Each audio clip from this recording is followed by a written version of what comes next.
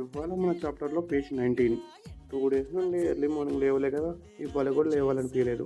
అయినా కానీ లేచి సన్ చూసుకుంటూ చిన్న వాకింగ్ స్టార్ట్ చేసిన. ఇంకా రూమ్కి వచ్చి డ్రై ఫ్రూట్స్ తినేసి రెడీ అయ్యి బ్రేక్ఫాస్ట్కి వెళ్ళిపోయినా.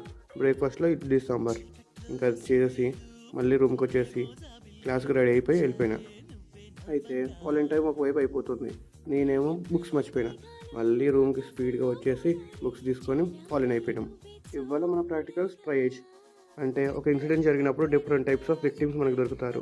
సో వాళ్ళని ఏ కేటగిరీలో డివైడ్ చేయాలి బేస్డ్ అపాన్ ద ఇంజ్యూరీస్.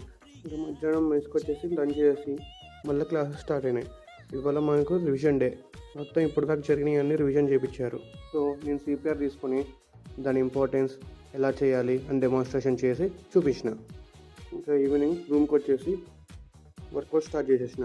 ఇవాళ మనకు workout legs and abs workout మాత్రం